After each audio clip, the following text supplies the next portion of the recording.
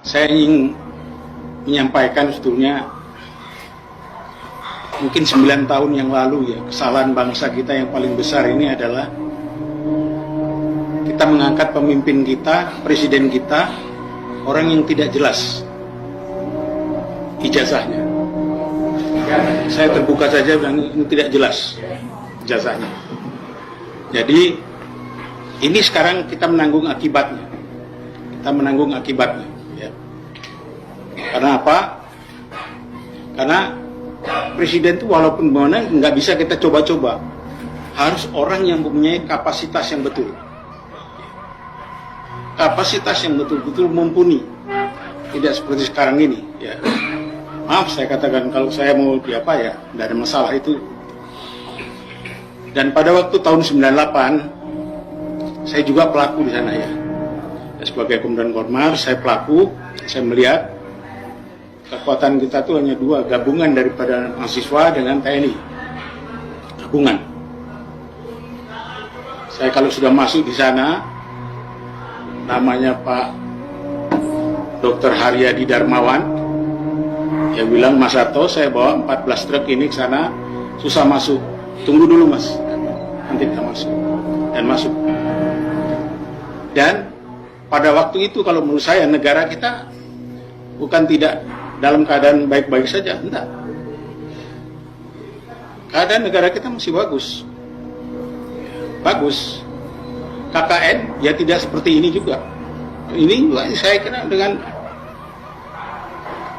adanya undang-undang akan dirubah apa segala macam ini kan untuk lebih memperdalam KKN itu. Zaman dulu ya ada, KKN ada. Tapi setelah 30 tahun memerintah Pak Harto, anaknya, dan dia punya alasan anaknya dijadikan menteri apa ya, sosial, udah 30 tahun, dan dia juga sebagai ketua Golkar apa segala macam. Sekarang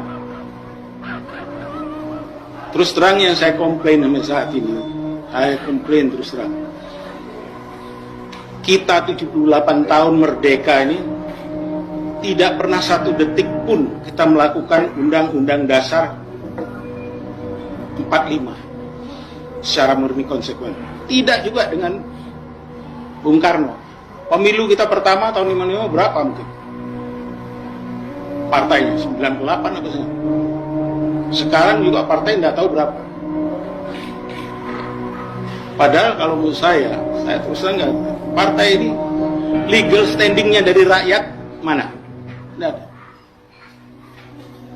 Legal standingnya hanya ada dari mereka kaya, mereka tajir, mereka bisa membangun partai, masuk, bayari semua, ya, bayari semua yang milih.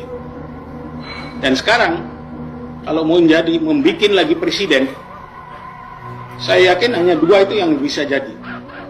Mungkin Anies yang mumpuni itu mungkin tidak jadi. Kenapa?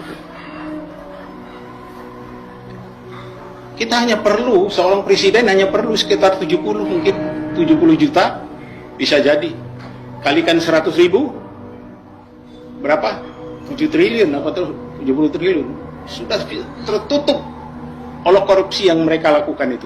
Tertutup semua. Yang lain tidak bisa bernafas. Jadi kalau menurut saya untuk perubahan ini tidak mungkin kita ikuti gendang mereka. Ikuti dengan aturan mereka. Semua sudah diatur oleh mereka. Dana diatur oleh mereka. Kita lihat korupsi 349 triliun. Terbuka? No. Korupsi lain-lainnya. Food estate 18 triliun kemana? Terus Bukit Algoritma 18 triliun kemana? Semua itu hanya untuk persiapan pemilu. Jadi kalau orang mau maju jadi presiden, jangan ngomong kalau tidak ada uang.